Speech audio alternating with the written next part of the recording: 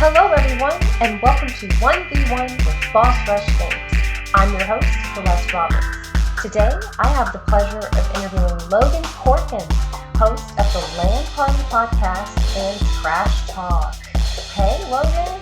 What's going on? How are you? I'm good. Good to see you too. You've been part of the family for a few months now, huh? Yeah, since August. Has it really? Okay, it seems longer than that. I have to be honest. Yeah, it feels longer than that for sure. Because it's been since August. It's crazy, but yeah. Yeah, it's really nice to meet you because you have a lot of fun tweets on Twitter. Thank you. I mostly just, vent about how I feel about Mitchell Trubisky at any given point, quarterback of the Chicago Bears. But yeah. So are they your number one team, or are the Chiefs your number one team? The Bears are my number one team. The Bears are my babies.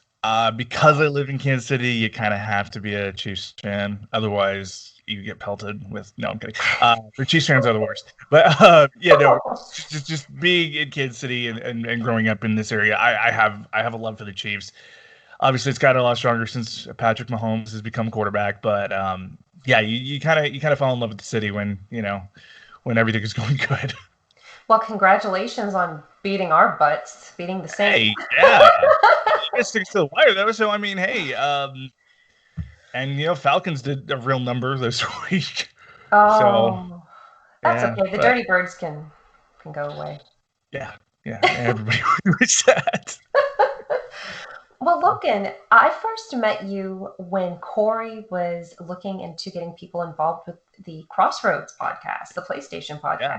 We had a meeting around August, and now you've kind of become a jack of multiple trades with this network. Yeah, it's been kind of weird. Yeah, I started with LaRon, and LaRon and I built Crossroads. My schedule shifted enough where I couldn't commit to live shows anymore, so I had to step away from that. And I missed the Crossroads team like crazy. Obviously, bringing Austin in was a lot of fun, but working with LaRon and Nelly, two of my favorite human beings in the world. I love these two to death. We've had to bring them on to LAN Party because it's like I miss hanging out with these guys so much. And they've been the absolute best. They're so fun. I love Nelly's laugh. Oh yes, that's the whole thing. Is like, how many times can you get Nelly just to lose it laughing? I mean, it's almost a game at this point. I got to guest a few weeks ago back on Crossroads, and I was like, I'm gonna mess with Nelly. That's the whole goal here. I'm gonna try to be informative on Spider-Man and the stuff I can talk about, but at the same time, I'm gonna just try to make Nelly laugh, and it was kind of great. Oh. It was kind of great. Well, let's talk a little bit about you and whatever you want to share with people. This can be a therapy session if you want it to be. Sweet. So do I need to lay on the couch back there? No, I'm kidding. And get a notepad. Mm-hmm. Yeah. Well, let's start with your earliest memories of video games. I mean, we talk about other things besides video games, but that's a big part of the Boss Rush network and what you talk about on LAN Party.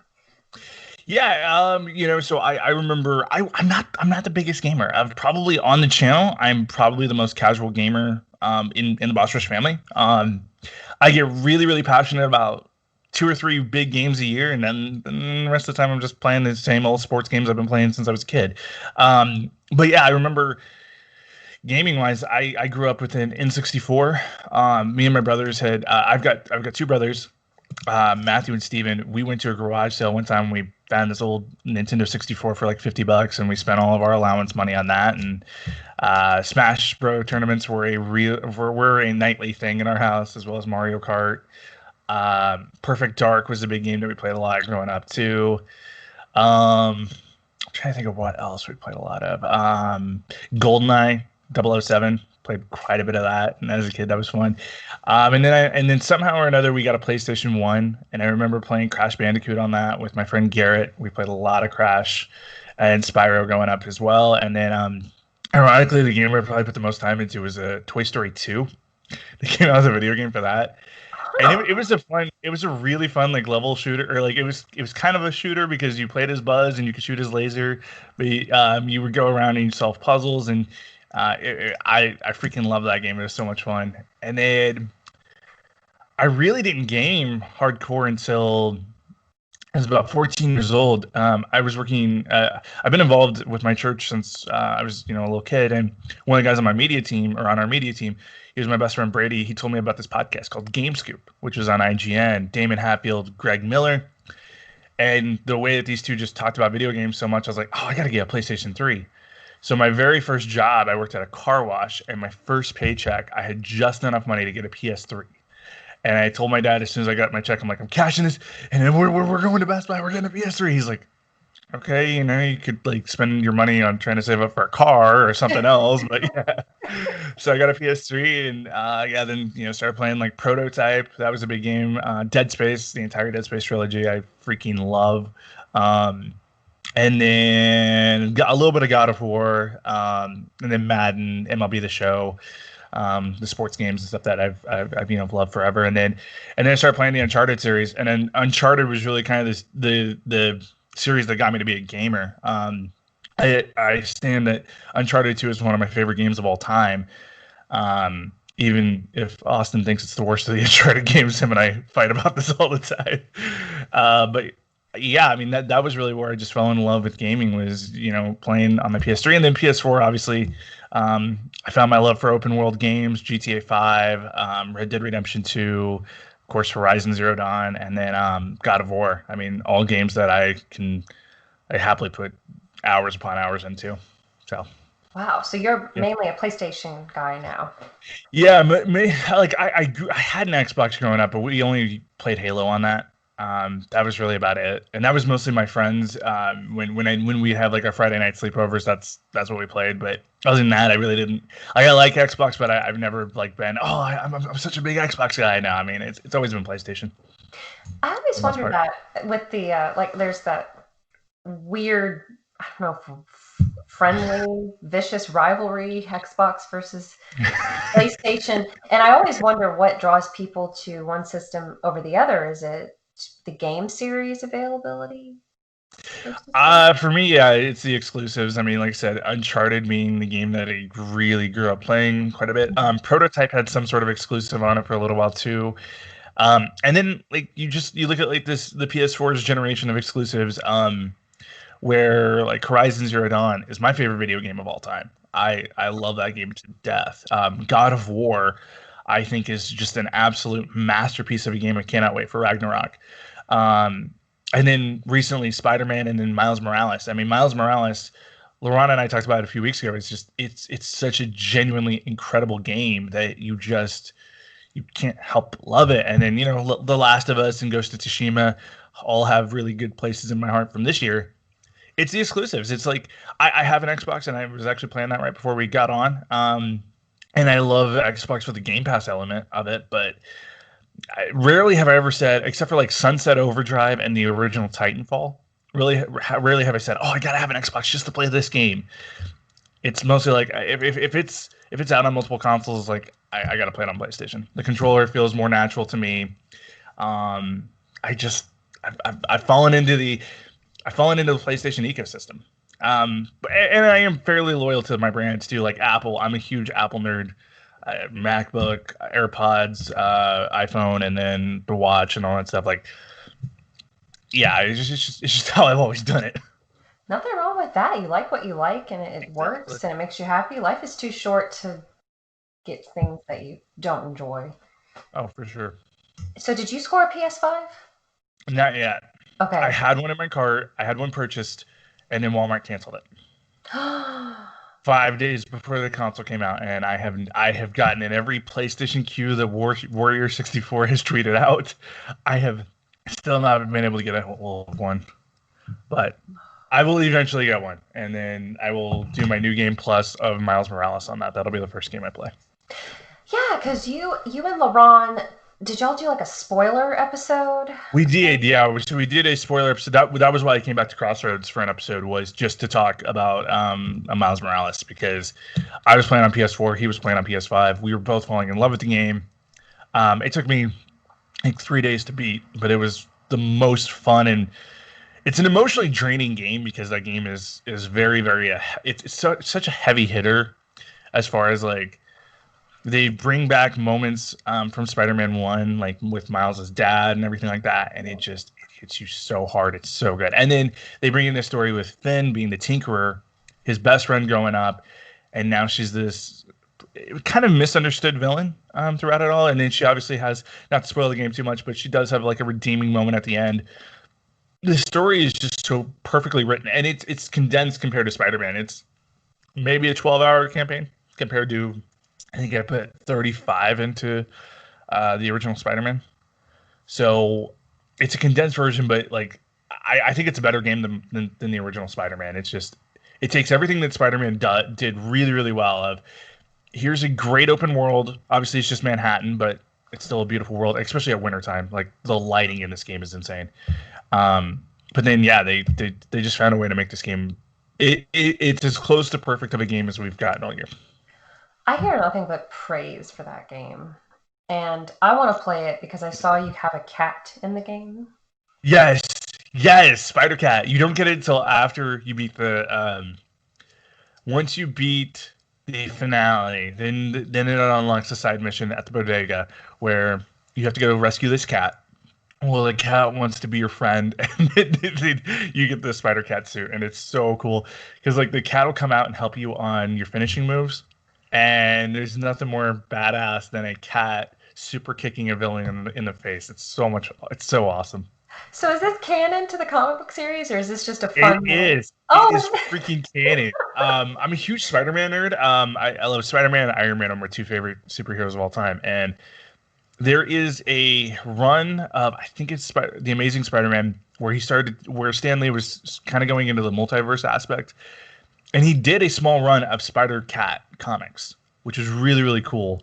And I can't remember the original storyline on it, but it was, yeah, it's canon, and it's like, yes, we need that, especially with like, so there's a chance Spider-Cat makes a cameo in Spider-Man 3 that they're filming right now, because they are going into the multiverse with Tobey Maguire coming back, and I cannot remember who the other Spider-Man was. Oh God.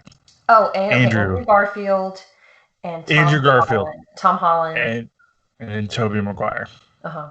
So if they go in that direction, I'm curious if they don't bring Spider-Cat and Spider-Ham, which, if you watch Into the Spider-Verse, I love Spider-Ham. I thought John Mulaney did a phenomenal job with Spider. It's the pig that's a Spider-Man. So good. Oh my gosh. Well, don't the Simpsons have something called Spider Pig? Yes. So that wasn't just No, that wasn't made up. Yeah, that's legitimately a thing in the Spider-Verse. Okay, I'm really behind. Really behind. That's amazing. The Spider-Verse, it is they had which they casted brilliantly. They casted Nick Cage as LA Noir Spider-Man. And it is just some of the funniest moments ever. Oh man, the wind follows me wherever I go, and all these weird only Nick Cage can say these things because he's just crazy enough to pull it off. Yeah, it was perfect. My cats just eat, sleep, and use the litter box. They haven't roundhouse kicked anybody yet. Well, you can work on that in training. I mean, the Avengers. No, I'm kidding. They're not declawed, so it might not go over so well for me. Do you have any pets? Not. So I had a few dogs. Obviously, when I was in a relationship earlier this year, we got a couple dogs together. This was broken up. No, not anymore. But I really want to get another dog. I really want to get another puppy. I love dogs. Dogs are my favorite. So sweet. So are you partial to a certain breed, or do you care about mutts or anything? I literally, there's no dog I won't be friends with. So Lowe's allows dogs in our building, like even as pets. We allow them. When I was working up in St. Joe, we had this contractor. He had two huge dogs. He had one which was a big pit bull, and then one that was a black lab. And this contractor was one of my best clients. Every now and then, the dogs knew me by name, and so if he said go find Logan, they would find me and they would just attack, and it would be the best thing ever. I was on a piece of power equipment one day, and I could hear the black lab. He was like 2 aisles over, and I unhooked my harness and I just sat on the edge of the power equipment. The guy who's spotting me was like, "What are you waiting for?" I'm like, 3, 2, 1. The big black lab came running around the corner, attacked me. It was the best thing ever. I was like, "Oh, what's up, buddy? I missed you too." I love, yeah. There's no dog I won't get along with. Yeah, It's like but your own little cheerleader. yeah, yes. I mean, I kind of prefer small dogs, but I love pit bulls too. Pit bulls are completely misunderstood. Mhm. They're just big old sweethearts. My So neighbor, one of my neighbors has one, and it looks so cute. I love seeing his daughter walk the pit bull, and it just makes me so happy. I would love a dog one day, and now yeah, that I work from home permanently, I think it would be a little bit easier, but I don't know how right. my cats would react. See, Austin and his wife, they got a pit bull. I think it was earlier this year. Ellie, and Ellie's the absolute best. And every now and then, also just send me photos of Ellie, and she always looks annoyed at Austin, which I get that. But it's the best thing ever. He's It gonna really listen to is. this episode and be like, Oh, he knows "Damn." I talk shit about him all the time. Yeah, it's So that's who Ellie is. I keep hearing that or seeing that in our group chat, and I'm like, who's Ellie? I think. Ellie's the cutest dog in the world. Yes. Oh, have you had any other types of pets before? My little brother convinced my parents to get a guinea pig. That was the worst mistake we ever made. That thing smelled so bad all the time. Oh, Um, yeah, guinea pig, and then we had a dog Sneakers growing up, and then when I was really young, I don't remember this dog at all. Charlie, that was my big brother's dog. Um, I can't even remember what breed he was, but yeah, we had a beagle named Sneakers for a while. He got really aggressive. My parents didn't like dogs in the house, and that was part of the problem. Like if I had a dog, my dog would be allowed in the house wherever the heck he wants. I don't care on that. But yeah, my parents would leave him outside a lot, and it just didn't go well on that. But and then when me and my roommate right after college, we got a dog, Taco. He was the best. He was the best puppy ever. We couldn't, between me working nights and him working days. It wasn't really working out where he could go outside all the time, and so he'd leave messes all over the house, and yeah, it became a huge mess.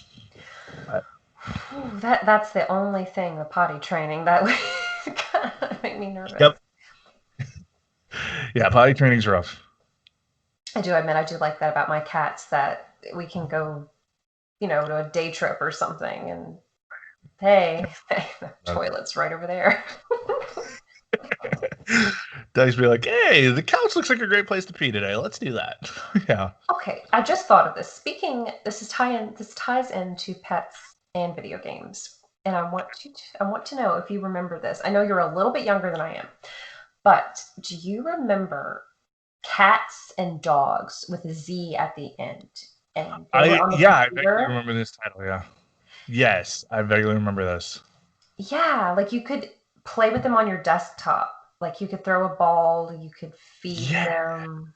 I think my brother played this. I believe my brother was into this because there for a while my parents were like so against pets on every level.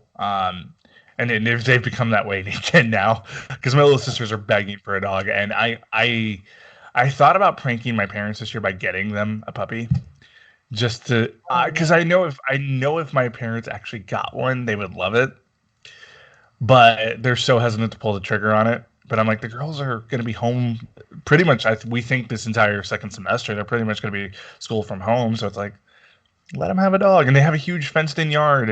It makes sense. But yeah, yeah, Oh, I know it's hard. I had a professor who would after at the end of the semester he would host paper burning parties.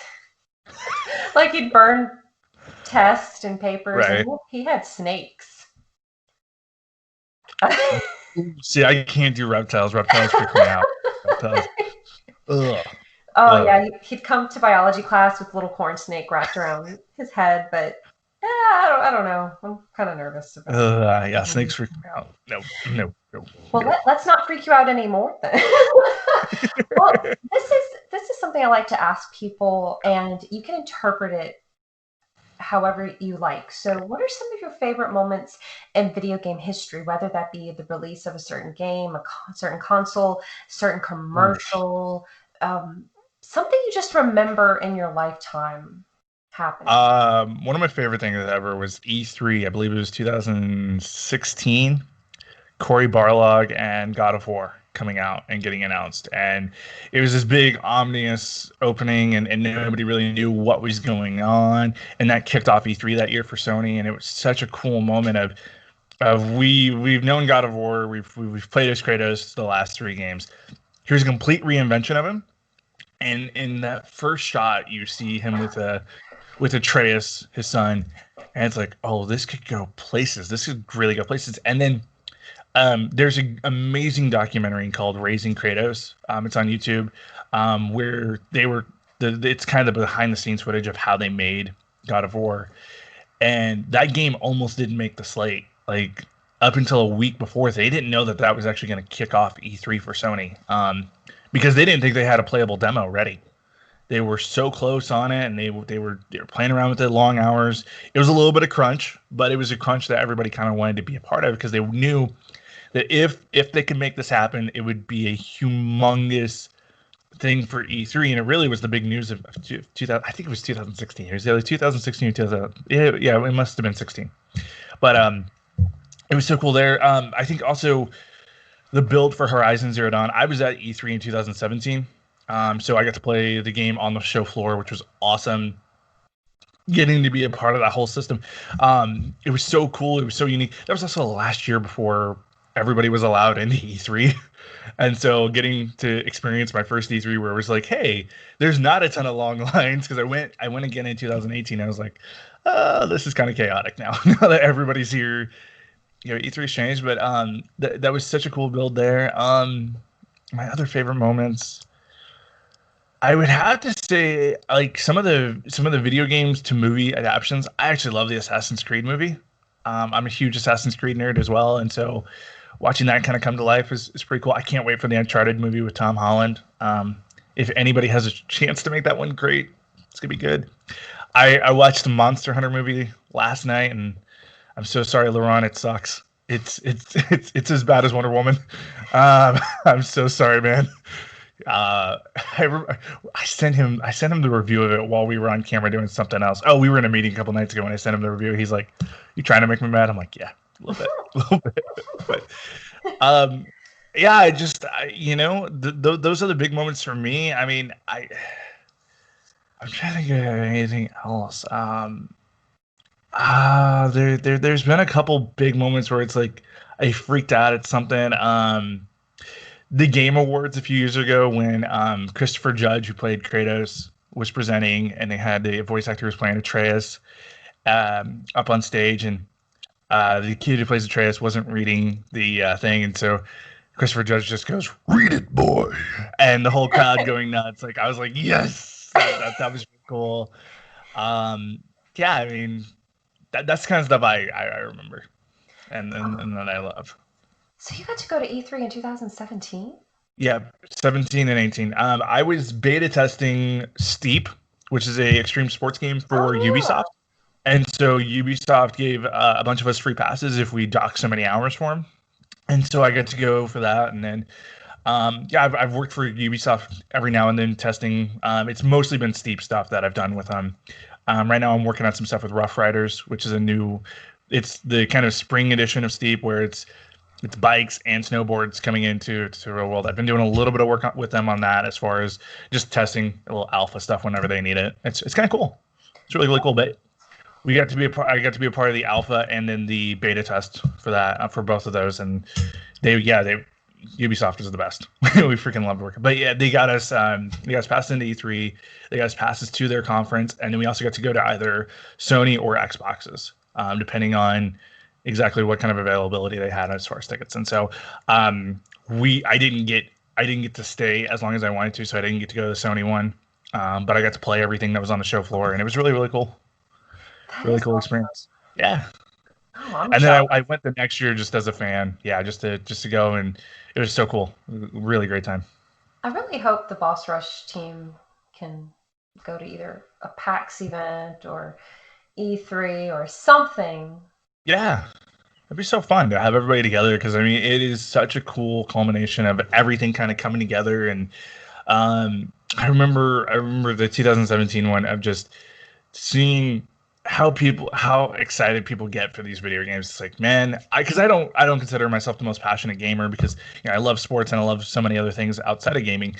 It's like it's really cool to see the most passionate gaming fans just kind of play these games for the first time. I remember playing the mission that they had set up for Horizon was you have to take over it's basically their version of a horse in the game, and then you have to go and kill a couple enemies. And I remember the first time just you taking over and getting to ride this machine. It was so freaking cool, and I just that was right when I fell in love with the game already. It was so cool.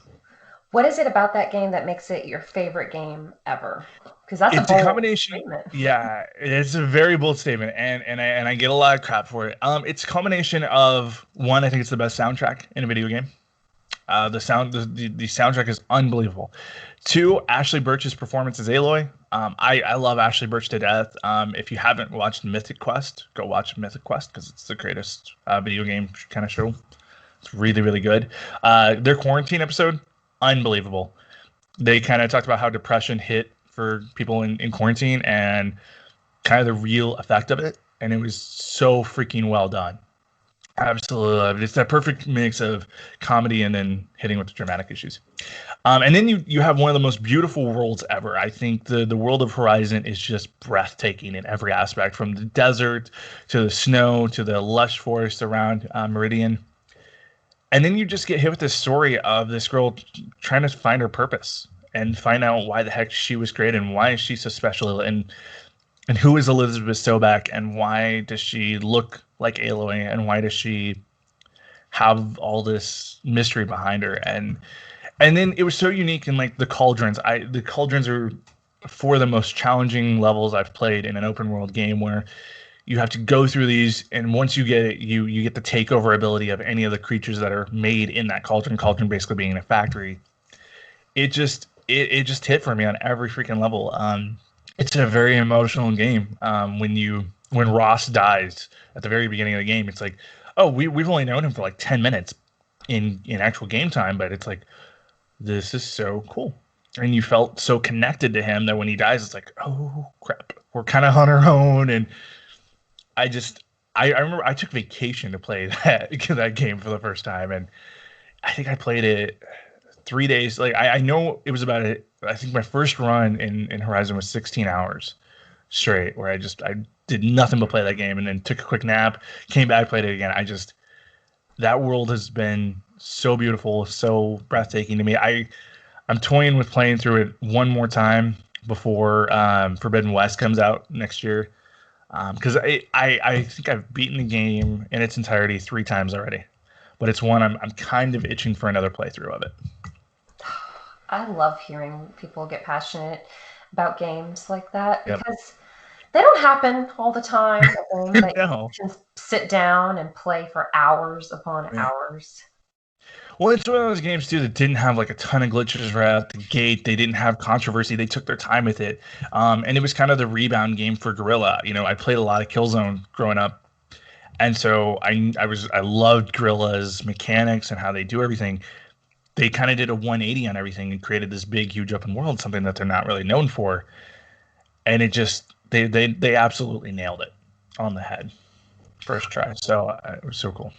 Do you think you'd ever like to write a video game, or do you like to write? I love writing. I absolutely love writing. I'm actually going back to school to finish my degree in journalism. I've got right now, so I have an associate's degree in broadcasting and communications. But I was working on my bachelor's degree when I left college. I was on a cheerleading and mascot scholarship, and then I tore my ACL, so I lost my scholarship, and I was like, I'll just take a few years off. A few years turned out to be 6 years, so now I'm going back. I absolutely love writing. I haven't gotten to write as much as I wanted to for the site, but the 2 big articles I've written for Boss Rush, I've absolutely, or no, 3. Yeah, I've written 3. I've absolutely loved them, and so yeah, I would love to write a video game at some point.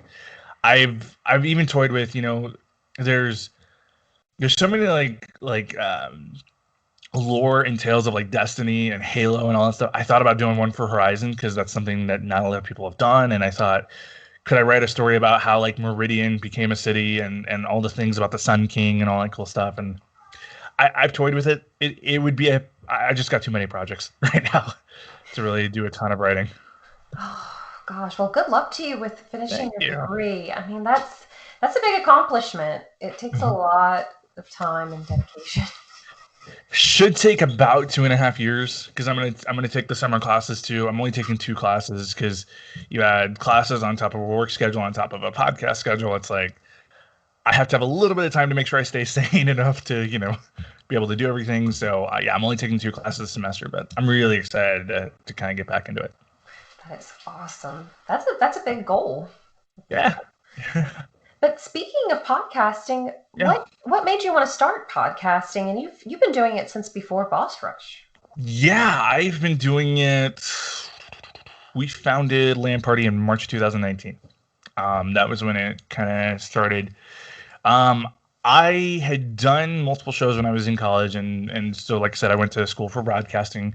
One of our class assignments was to create a podcast and to start doing it on a weekly basis, and that's where I came up with the idea for Sports Night, which was a show I did for about 2.5 years, and I loved doing it. It was more of investigative. It wasn't investigative, but it was like more serious sports journalism, which is what I was really, really passionate about. And I've toyed with bringing the show back to Boss Rush and doing that stuff. Um, I love doing that show to death. And then I took about 4 years off. Ironically, I met Austin through the Kind of Funny Facebook group. We started talking about Switchfoot, our favorite band of all time. And then we started playing a game called Anthem, the blockbuster of a game that was. But when we were playing Anthem, that's when he brought in his friend Nick, who's now one of my best friends. As we were playing, though, we were doing like mini podcasts where we were like, we were trying to get to know each other. And so be like, hey, give me your top 5 favorite horror movies of all time, or okay, what top 5 concerts you've ever been to. And we were doing these rankings, and we were getting to know each other so well, and there was already chemistry.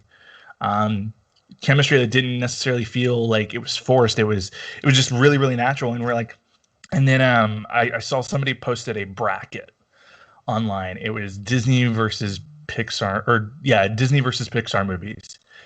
And I was like, hey guys, what if we did like a test episode of a podcast and we tried this out? And so we called ourselves the Three Bracketeers. And that's how LAN Party actually started. Was there's 3 dudes, and each week we would break down a different bracket. It would be Marvel movies, or it would be fast food restaurants. We did that. We literally did 3 episodes, and we're like, you know what? Let's just make a whole channel out of this. And then, yeah, just the chemistry was there too well, and we kind of set out to be, the channel that we knew we wanted to make people laugh. That's kind of something all 3 of us try to do as much as we can. But then we also wanted to be, all 3 of us have also struggled with, depression and anxiety in our lives, and suicide attempts and all that stuff. We wanted to be that place where people could escape for a little bit. If you need to just get out for a little bit, let us, 1, instill hope, and then 2, let's just make you laugh and kind of be that escape for a little bit. And that was kind of how LAN Party began. And for the first year, it was really just the 3 of us. And then we would bring in guest spots. And Lexa happened to be one of our favorite guest spots. She was on, I think, 5 episodes last year. And then we said, you know what? Coming up on our 1-year anniversary, like, we need to expand a little bit anyway. We had some different ideas for shows. Let's bring Lexa in full time. And Lexa's come in, and she has been such a perfect fit for everything we do. It's just LAN Party's really become like family to me. On so many different levels, just not just because I spend, Austin and I typically record 4 to 5 hours a week together. And then Nick and I, depending on the week, if we have rope talk that week or whatever, do another 4 hours. And so getting to know these guys so well over the last almost 2 years, it's just become such a big passion. And then, yeah. So I know you love it. I know it's your baby. it's our baby. I love it today. It's, And I think the best testament to it is like 90% of the episodes, I would say we don't have a plan for what we're doing. We just come in and like, we literally don't. Like we for a while we would come in like, hey, we obviously Austin and I met in Kind of Funny, so we're like, hey, if this is going to be like the Kind of Funny podcast, we each need to bring in topics. every time we would come in prepared with topics, we'd never get to them because we were bullshitting for the first half hour, 45 minutes, giving each other crap about something or another and doing jokes or SpongeBob bits. And then it just became a thing of, okay, have a topic. Maybe we may not do it. We may there's occasionally episodes where like the one we'll release next week is a planned one because it's our end of the year episode and we're going to rank a bunch of stuff. But yeah, rarely do we even plan anymore. It's just, hey, what can we think of on the spot?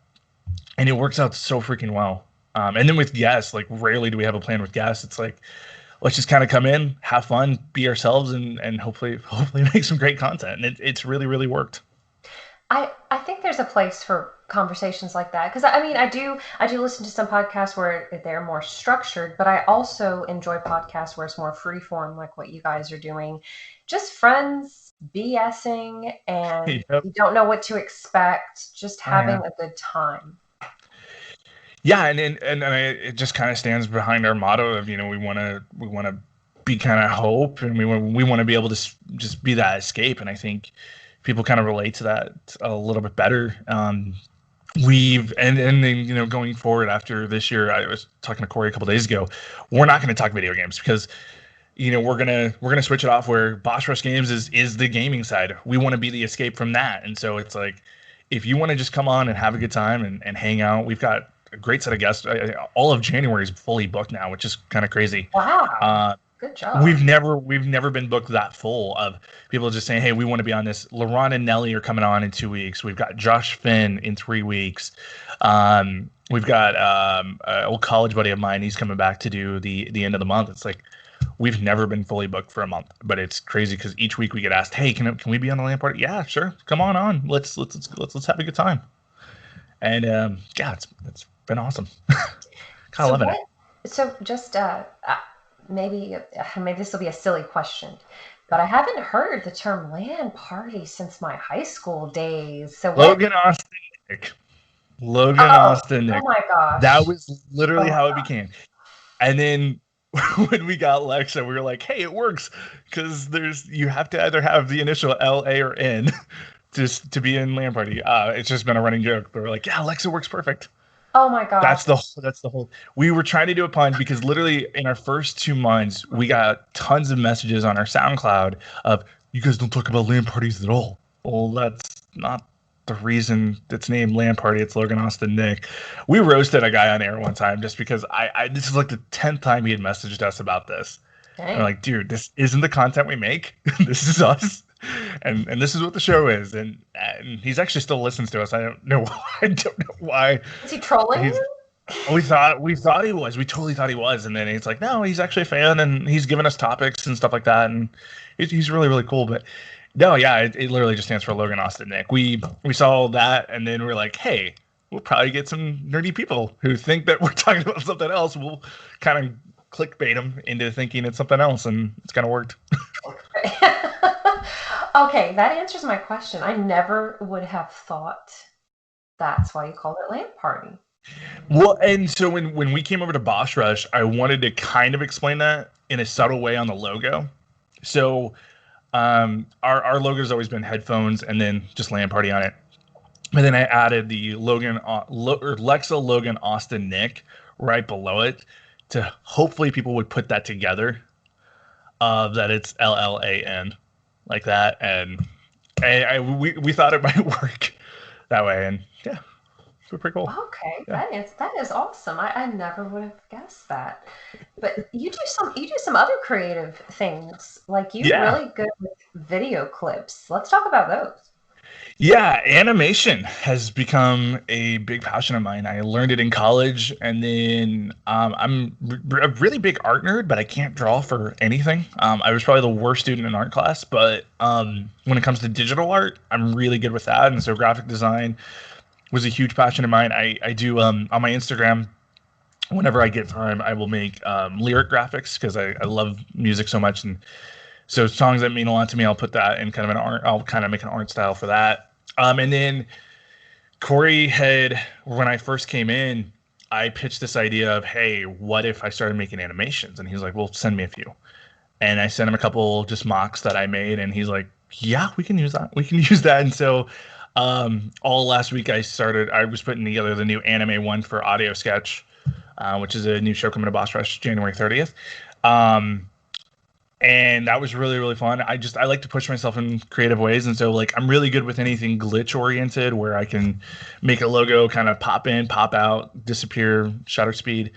And then this year I've been teaching myself how to use lightning, how to create lightning in a 3D model, and then how to make it seem chaotic and kind of natural.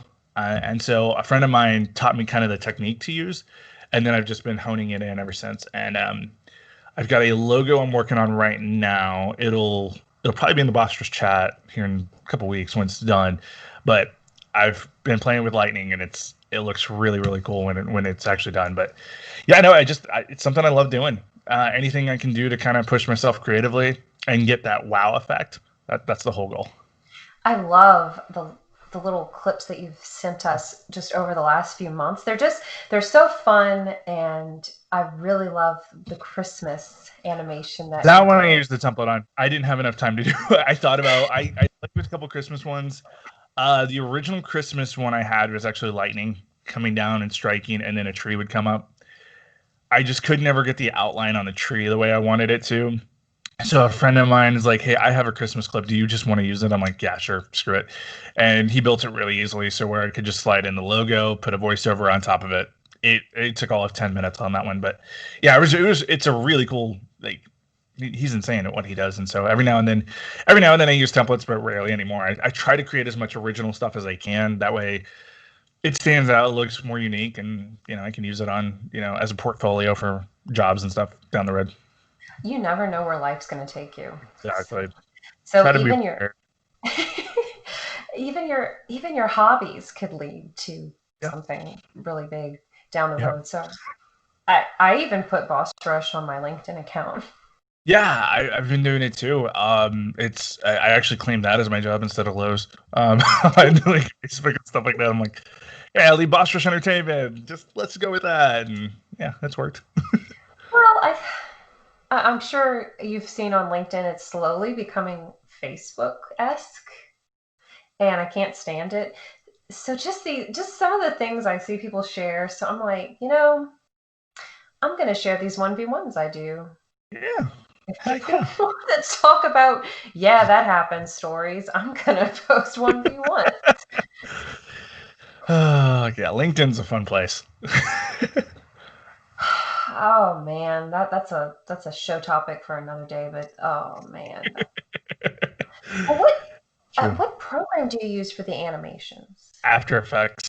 After Effects. After Effects, and then occasionally I use Motion, which is it's made by the same guys who did, or it's an Apple-made program. When I'm doing big moving camera ones where like I position a camera and like I float it through like a 3D spectrum, I have to use Motion because that gives me the easiest camera controls. I will build the actual animation mostly in After Effects, and then I'll take it over to Motion just so I have a better camera to be able to play with. It just kind of depends on exactly what the project is. Most of what I make though is in After Effects. Wow, yep. That's really cool. Is it hard to learn to use?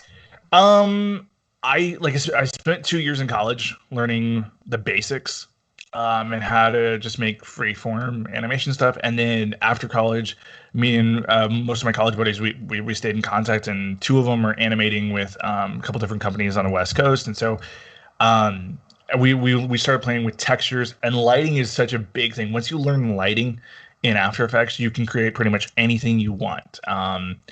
Lighting can give you like a glossy look over a logo, which can make it look a little bit more professional. It can create lightning. It can create neon, which I love making stuff in neon because it looks so cool in After Effects. I've probably got about 5 years of training in it. And so that's to get to a certain level, you gotta have a lot of teaching. Now, the beautiful thing is, like, if you have Adobe Creative Cloud has such great teaching tools. There's things I don't remember from my freshman year, so it's like, hey, I need a refresher on how to make a circle spin, because for some reason I just forgot that. Okay, well, Creative Cloud's got this, and I watched the lesson there, and boom, got it. So it takes a while to figure out. Once you get the kind of hang of how After Effects behaves, then you can go out and you create the cool stuff. I would love to know what high school and elementary students are learning now. But obviously, coding. I Yeah. think that's the big thing right now. Coding is huge. Yeah, I need to get into coding more. I need to learn more.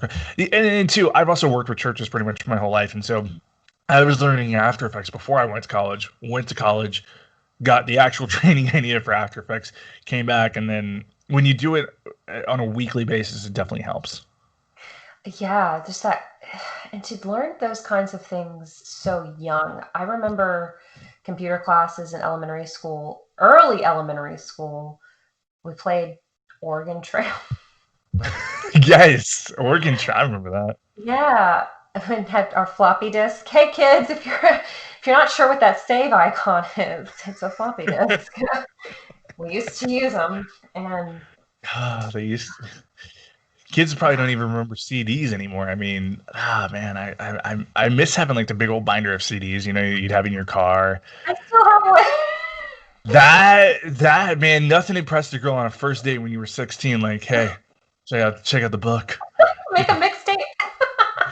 Yes, I actually still do that though, but I just do that on Spotify now, where it's like, hey, it's a lot easier to do it here. I bet that is a lot easier. I still have some old lovers mixtapes. Same thing for me. I'm like, you know what? I don't care for you, but these songs are pretty legit. So I'm gonna keep. The bad thing I do is like when I've broken up with a girl or gotten dumped, then I go in to change the name of the playlist to something else where it's like, I really like how I made this, but it's not for you anymore. So I'm gonna take your name off of it, and I'm gonna keep this for future use. I mean, don't let memories ruin songs and media that you enjoy. I just took a Sharpie and scratched out his name. Oh, I miss those days. Yeah. they were simply fun. Especially when you burned a CD because it's like, oh, it's illegal. I shouldn't be doing this. But yeah, I'm gonna do it anyway. I remember the first CD I ever got was actually a burned CD, and I thought it was so illegal. I was in a church when they gave it to me, and I would hide it in different places across the church because I was like, oh my god, I'm gonna go to jail. I'm gonna go to juvie. I was like 10 years old this time. It's so bad. Oh yeah, yeah. Oh, I used to feel bad, but I'm like, well, the program's on this computer, so you They're know. not making that much money anyway. I'll buy a piece of merch from them like once a year to, give them actual money. Oh my gosh, one of my high school boyfriends, he gave me, I don't know if it was a floppy disk or a CD, and I did not understand the significance of this. He gave me, well, I don't know, was it a boyfriend or a friend? I don't know. This was a long time ago. He gave me a copy of the Anarchist Cookbook. Oh, dude. Yes. And I didn't know what it was. I had never Right. heard of it. I think I briefly browsed through it, but I learned from other people, not from it, that it has some pretty illegal things in it. I think it tells you how to create things that detonate, like bombs. Yep. There Oh was. my Oh, I remember this because we pranked some teacher in high school with it. Oh man, I can't remember how we did that. I hung out with. I love these people that we hung out. I hung out with the greatest people on earth, but we loved to prank people in high school. That was kind of frustrating. And I can't remember. We did something with that book. I cannot remember what we did. There was too many pranks. There was one where like we had a substitute teacher, and we we sat in other people's seats and we pretended we were somebody else the entire class. And the principal walked in and was like, "What are you guys doing?" We're like, "Oh, we're trying to make her quit." We were just joking around, but we were really mean kids. And he's like, yeah, let's not do that, because our principal was cool enough, like he knew what we were doing. I went to a small Christian high school, so it wasn't very big. And he's like, okay, you gotta be nice to the subs, you gotta do this. Another one that we did was oh,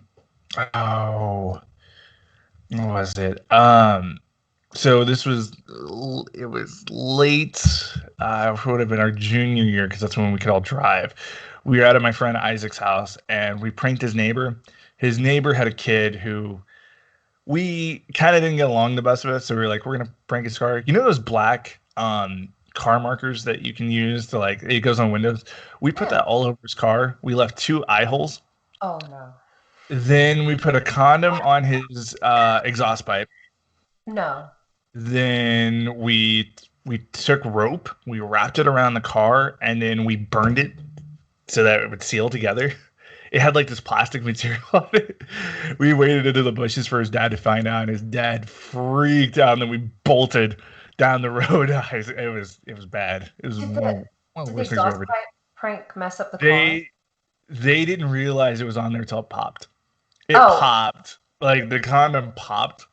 Like it filled with air and then it popped like a balloon. It was yeah. Oh, okay. So it was nothing that could put the It car wasn't on. too bad. Like we paid for a car wash later for him. Um, I used to live right down the street from our youth pastor at the church, and he knew that if he left his car out late at night, I would mess with it. So one time, me and my roommate we took in I think it was 8 boxes of Oreos, took one cookie part off and left the icing and put that on his windows. If you leave that out and then the sun hits it in the morning, it'll actually melt to the windshield. And so he had like 200 Oreos full of icing just melted onto his car window.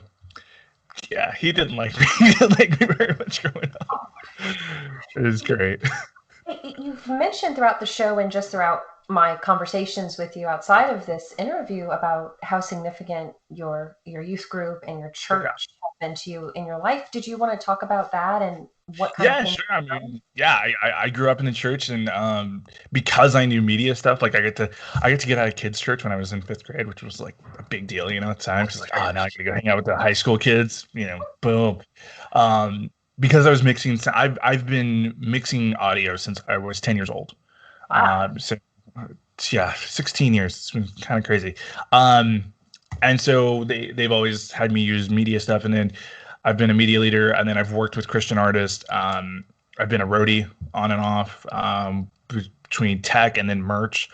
Gotten to go on tour a few times. Winter Jam, which is a big tour that comes around to 40 cities every year. I've been on Winter Jam twice now. It was going to be a third this winter. I was scheduled to be on it, but obviously COVID.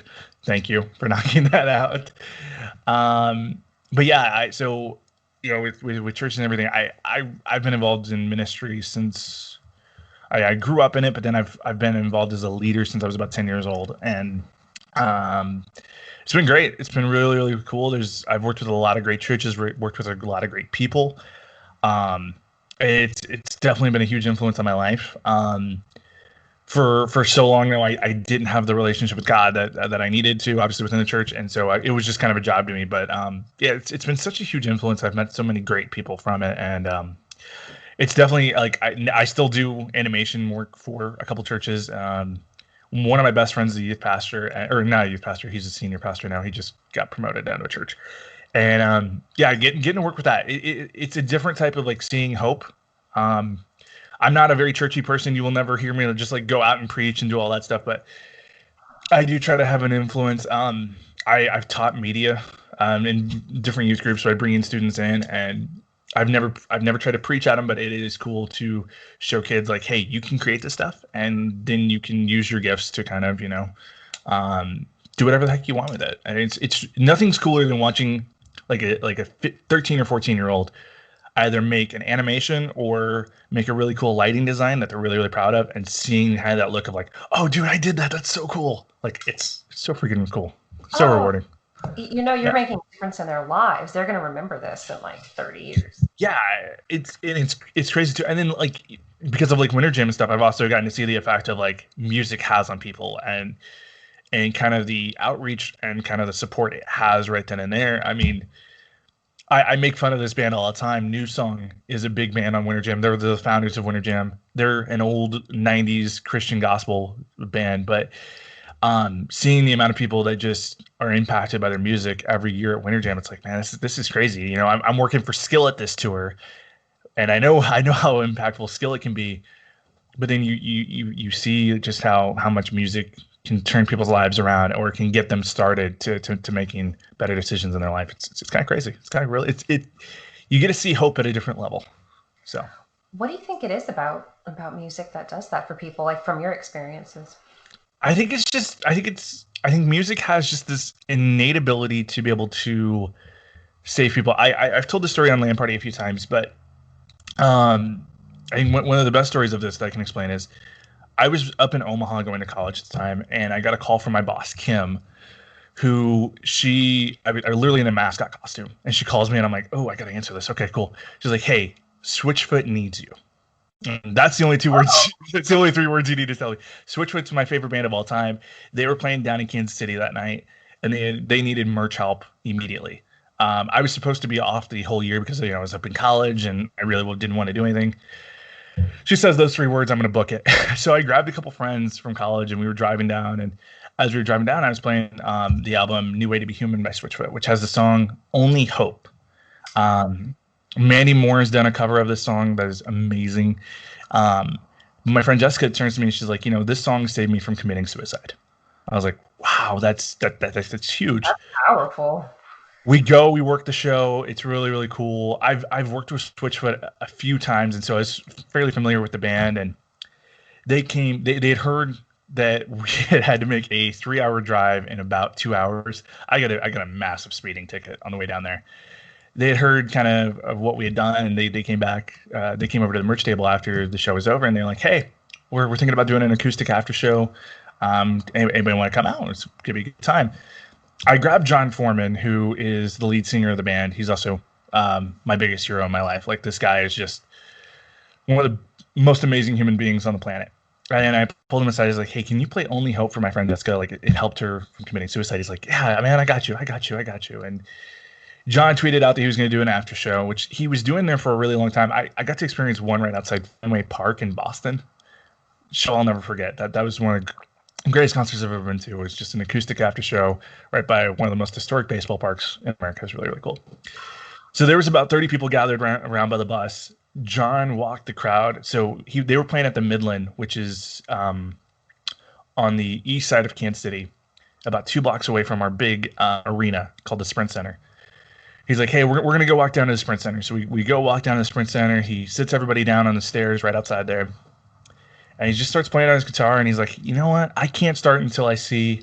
And he finds my friend Jessica and points to her. He's like, "That girl." He's like, "I don't know who you are, but you have friends that care about you. And if music has ever helped you, and like if a song I've written has saved you from committing suicide, like that's all I can ever ask.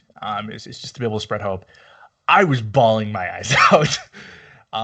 That night really just kind of showed what hope kind of looked like.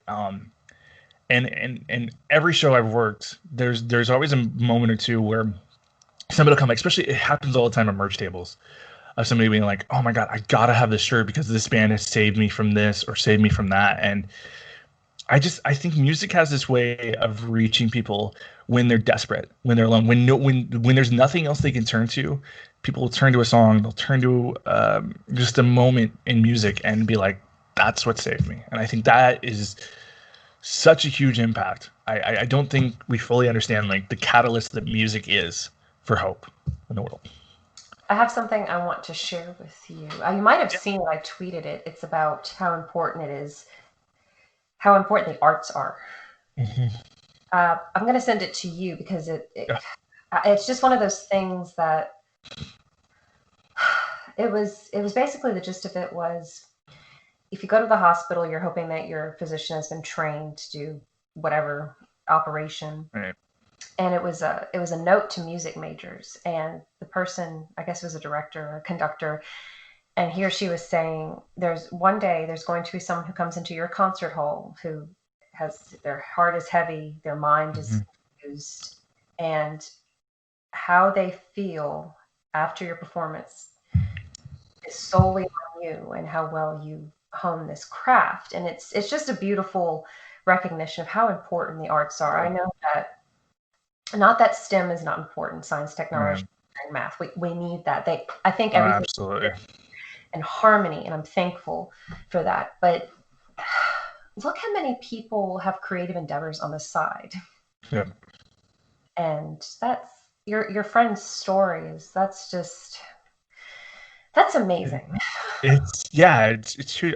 This year, obviously concerts have been kind of gone away. I got to work with For King and Country, another Christian artist. They were doing drive-in tours. seeing all the people who, even in masks and singing from their cars and all that stuff, like there was a night we were down in St. Louis and I was working merch for this whole tour, or not for the whole tour. I was only on like 4 dates, but I walked through the crowd one night of just all, it was probably 200 or 300 cars of people just singing at the top of their lungs. Like music needed to happen this year in the middle of a pandemic. And For King Country is an amazing group, and I love Joel and Luke to death. But here, like you any artist could have been playing, and all these people would have had that same reaction of just like music needs to happen, especially in the darkest of times. I firmly believe that the music is one of the greatest things on the planet. And so, I hope's your favorite Switchfoot song. um, Up a can of worms.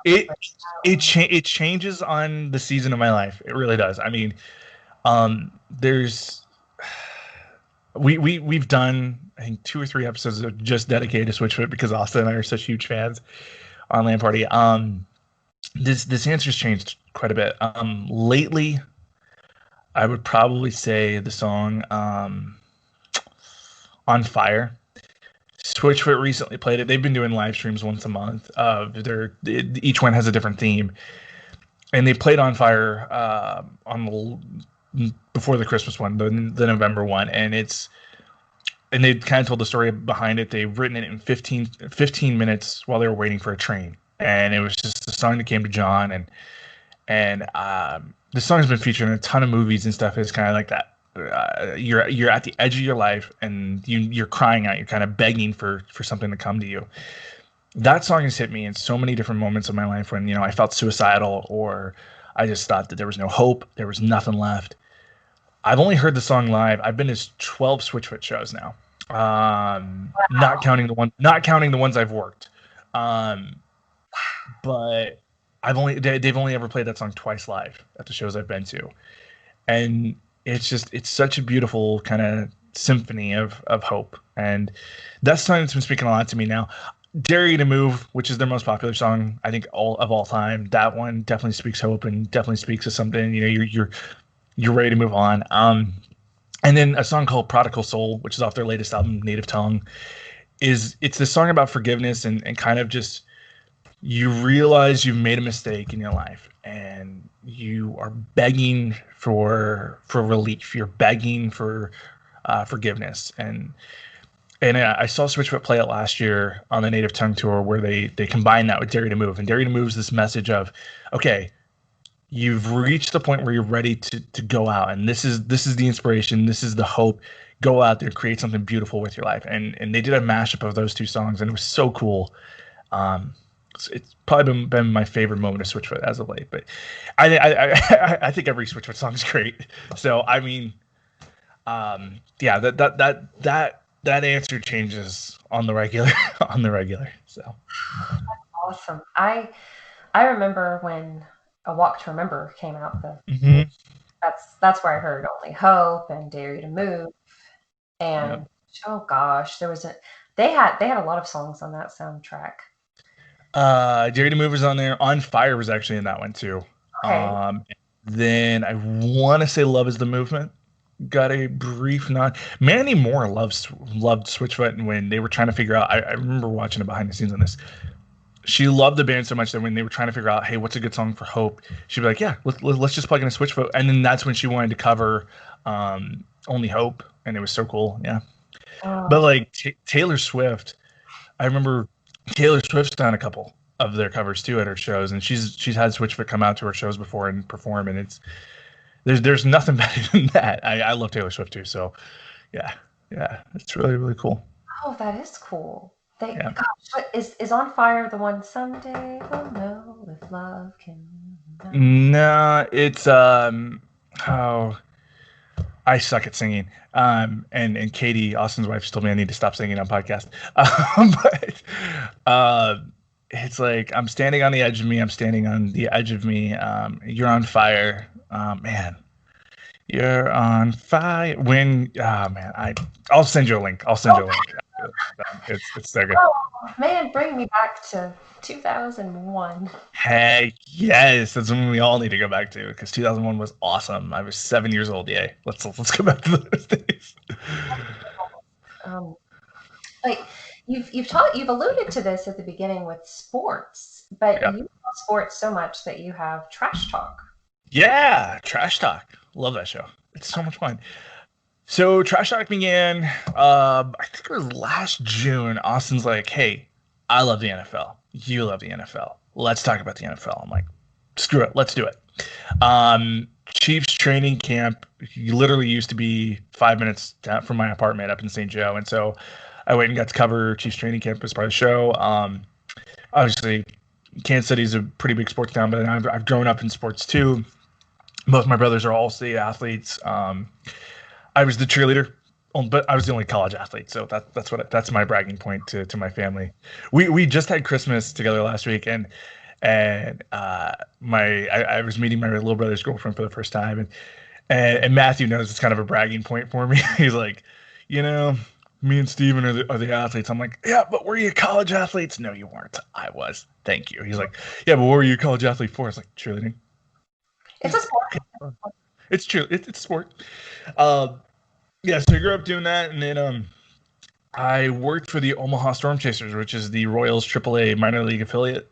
I was there in 2014 or 2013, 2014. I was a bat boy, and I was a clubhouse assistant, and so I got to I was in the locker room every freaking day, it felt like, but I got to be around awesome players. I got to come down, like Mike Moustakas, who was the Royals' big third baseman at the time. He came down on it was kind of a disciplinary time because he couldn't hit for anything up in the big leagues. Came down to us for 3 weeks, and I got to be around him quite a bit. Alex Gordon, who's a legendary Royals left fielder, got to be around him a little bit. And then I've gotten to meet some guys from other clubs. I frequently was a bat boy for the away team, and so Jock Peterson, who's an all-star for the Dodgers, I think he recently got traded. But I got to be around so many awesome players there, and then I was a spotter for Creighton basketball for their broadcasting team, so I get to call out to the play-by-play guy of like, oh, Doug McDermott passed it to number 23. Here's who it is, and yeah, then he would just go from there, and it was kind of cool. But yeah, sports has been a huge passion of mine, and so Austin really wanted to do a sports show. I said, let's screw it, let's do it. I miss covering sports, and we started Trash Talk, and it's kind of been it's another one of our babies. But it's kind of cool because it's a lot of him and I to talk each week about sports in a different way, and we've made different segments. We've tried to make it as kind of unique as we can. Once the Super Bowl ends, normally we would be taking a break. And this year, because we brought Dan in, because we brought Kale and Corbin, and we're bringing some other voices in now too, we're going to go year-round with Trash Talk, which is something we've never done before, and it's something that I'm really looking forward to. We've never really gotten to cover baseball. Baseball's a huge thing for me. Obviously, wearing the Royals gear today. I love the show to death. It's so much fun. It's so much fun to just talk sports each week. I love that. Gosh, I still can't believe how much you guys have added to the Boss Rush family because I just joined in June on a fluke. Megan randomly reached out to me, hey, you're with the podcast. You like Nintendo stuff too? I'm like, oh yeah. It's so awesome to see how open Corey is and everyone is to so many different ideas, a true almost one-stop shop for any topic you can imagine. Yeah, and that's kind of the goal. It's kind of crazy that and that's what I'm kind of working on with Boss Rush Entertainment is that you guys have built a great gaming platform, and that's cool. Now let's build some more of that. Let's talk about movies a little bit more in depth. Let's talk anime.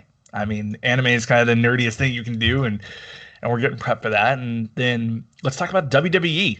Who doesn't want to talk about WWE, right? And so bringing that in and yeah, there's a idea right now to do a Marvel show, workshop in that, but it's so cool how we had a video game show called Party Chat, and as soon as we joined Boss Rush, we're like, well, that's the death of Party Chat because we're not going to cover it nearly as in depth as they do, and but it's this cool thing because it's pushed us to do more creative in kind of our zone of we're the sports guys, we can be the wrestling guys, and we can be just the kind of shoot the shit coffee talk almost kind of show as well. And so, yeah, Corey has been great at allowing us to kind of do whatever the heck we want.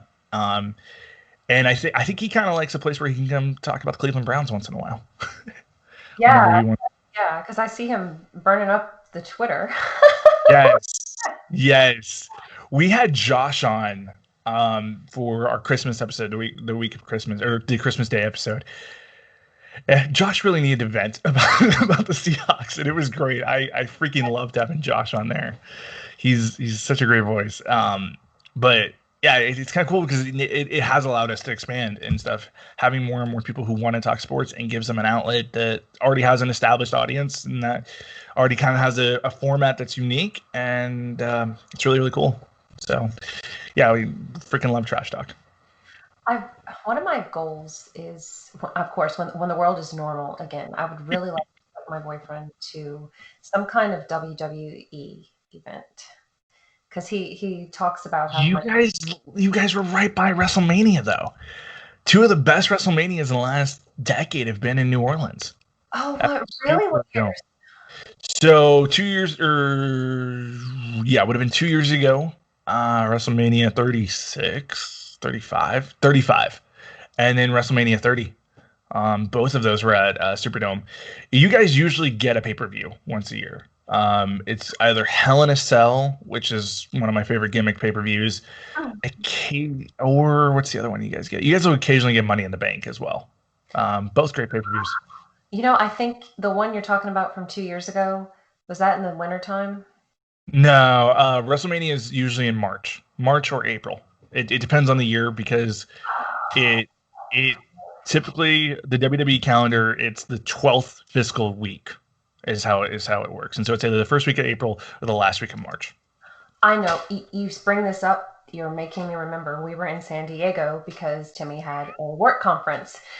Nice. So we made a vacation out of it, but I do remember him saying, one of my friends is going to WrestleMania and I'm at a work conference, but at least San Diego, I guess. Yeah. Oh man, I New Orleans is one where the next time, because I think they're probably going to get another Mania, either at 39 or 40, because New Orleans is such a great WWE town. Really? I really, yeah, it's a huge wrestling. There's kind of like four big spots where WWE loves to go. Brooklyn, New York is a humongous wrestling spot. The Barclays Center has become a foundation for SummerSlam. So each year WWE has four big pay-per-views. We call them the Big Four. WrestleMania, which is the biggest show of the year. You have Survivor Series, which is it's where they pit Raw and SmackDown, their two brands, with occasionally NXT, which is their developmental brand.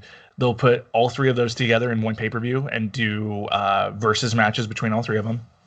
And then SummerSlam, which is the kind of, for the TV guys, it's the end of the season. So it's when they're getting ready to start a new season. But it also is like between WrestleMania, it goes WrestleMania in April, then you don't get SummerSlam until usually August. So it's like, hey, we're at the end of summer. We're going to have a big old show just to have fun. And it's going to be great. It's a huge, incredible show. And then the Royal Rumble, which is one coming up here in January. Royal Rumble is you have two matches, the Rumble matches, where it's 30 WWE superstars fighting for a chance to either main event WrestleMania or get a WWE title shot at WrestleMania. It depends on the year. We don't know exactly what this year is going to be, if it's going to be the main event or if it's going to be just a title shot this year. But yeah, they switch it up. And so the Big Four, New Orleans usually gets one of the Big Four every year, whether it's WrestleMania or Survivor Series. Those are pretty big ones down there. I think people just want to come drink. I really think. Yeah, it's a great party town. I mean, New York, Chicago, New Orleans, and then Tampa's been getting a lot of love lately. I don't like Tampa, but WWE does. It's close to where WWE has their performance center in Orlando, and so they end up doing quite a bit of stuff with Tampa. So, well, I want to know about some of your favorite sports and athletes in those sports. We're talking any sport. So I grew up as a Chicago Bears fan. Still a Bears fan to this day. My favorite athlete of all time is their linebacker, Brian Urlacher. I've had a jersey of his since I was a kid. It was actually the first jersey I ever owned was my grandpa got me a Brian Urlacher jersey when I was 5. My mom still has it somewhere, and eventually I'm going to frame it, and it's going to be awesome. But I've been a huge Brian Urlacher fan my whole life. Been a huge Bears fan. Um, because my family lived in Chicago, I'm also a huge Cubs fan as well. Love the Chicago Cubs. I worked for the Royals, and obviously growing up in Kansas City, going to Kauffman Stadium, watching the Royals play, I've been a huge Royals fan. Um, my family is very particular about their sports, as far as college teams, and so Mizzou football and just the University of Mizzou is kind of our bread and butter here. My dad always makes a joke because everyone in my family has married somebody from Kansas, and they've always tried to bring in like the KU MU rivalry has always been a big thing, and there was one year I think we my uncle loves taking us to when it used to be a thing because now they're in different conferences. Back when Mizzou and KU were playing every year in the Border War at Arrowhead Stadium where the Chiefs play, my uncle would take us all. There was one year my older brother's girlfriend, who now he's married to, Jackie, I think she tried to wear a KU sweatshirt to it. And my uncle's like, no, you get that crap out of here. You're putting on Mizzou. We are Mizzou in this family. It was so cool. And then I like to I love claiming that I'm a jack of all trades. So like I've also grown up going to Kansas Speedway and being a huge fan of. I was a huge Carl Edwards and Mark Martin fan in NASCAR forever. Now I'm a big Chase Elliott guy. Chase Elliott's kind of got me back into NASCAR.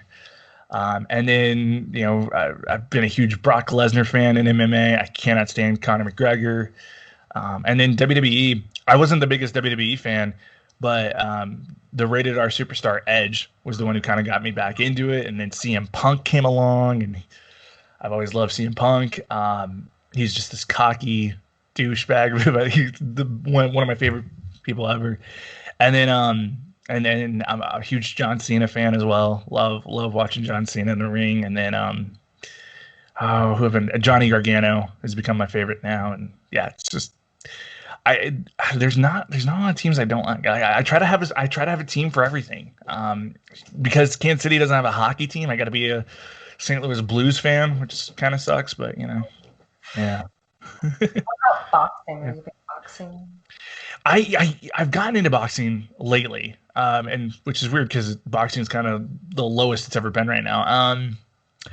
I go back and forth on a couple different guys. Canelo is just probably my favorite right now. He's kind of on a roll. My dad used to be big into boxing, and so him and I would watch when like Tyson was fighting and all that stuff, but. I haven't watched it. I haven't watched it seriously. I occasionally watch pay-per-views. I watched the Logan Paul or Jake Paul fight a few months ago when I wanted to see him get his butt kicked and he didn't, and I was kind of mad about that. So yeah. Big boxing thing, and again, I don't really follow it, but for me to remember this, it was a big deal. I remember going to Buffalo Wild Wings to watch the Mayweather Pacquiao fight. Yes, that was a great fight.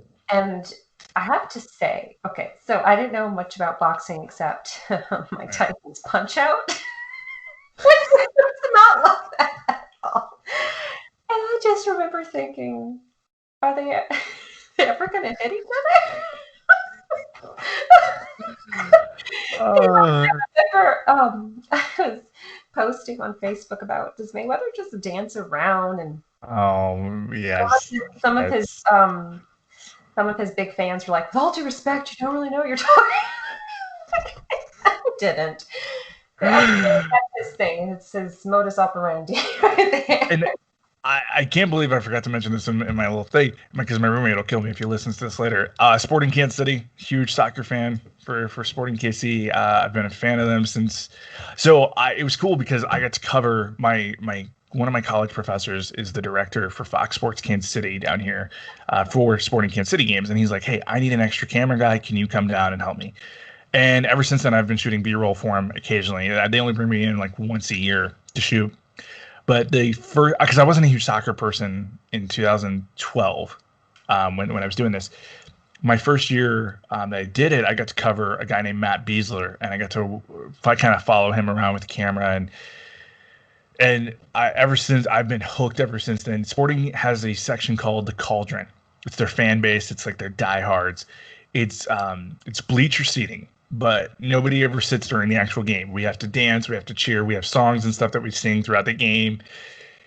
We jokingly say in the Cauldron that we're a drinking team with the soccer problem because everybody gets super drunk. Boulevard Brewing Company, which is a huge brewery up in Kansas City, yeah, they'll give us free kegs occasionally. And there's a thing called Blue Hell Lemonade, which is just blue Syrah or blue vodka or blue raspberry vodka with, I think it's 7 Up or something like that. But it's become the drink that everybody goes for. There's only like 1,500 people that can sit in this section, but every single game it's loud, it's crazy. People are it's general admission, so you have to get there early. We have a tailgate before that all the Cauldron members go to, because if you're a season ticket holder, you go there too. And it's been such a huge family of just crazy ass people in Kansas City. But it's cool too because like we also work with the Victory Project, which is the Sporting Kansas City Charity Foundation. And so we will go out and we'll volunteer with the Victory Project. It's such a cool way to get connected to Kansas City in like a completely different way of like, oh yeah, I'm gonna go stand in the bleachers and we're just gonna get drunk for 2 or 3 hours, but we're gonna sing, we're gonna dance. It's gonna be such a fun night, and it's experiences you just don't get anywhere else. It's absolutely nuts. Freaking love it. I want to go. I want to go to this. It's insane. It's insane. Like it, and there's a sporting tradition that we do every time Sporting wins. The players will come over to our sideline because we're literally we usually sit 2 rows up from the actual pitch, and the players will come over. Each link their arms together. There's a song that we sing. It's to the tune of "When the Saints Go Marching In." Oh, when the Wiz come marching in, which Sporting Kansas City used to be called the Kansas City Wizards, and the Wiz was kind of our name. And so it's a big, really cool, powerful thing of the Cauldron and the players singing together. The rest of the stadium kind of watching us as we do it. It's become such a big tradition in Kansas City. It's one of the best things about living here. It's so cool.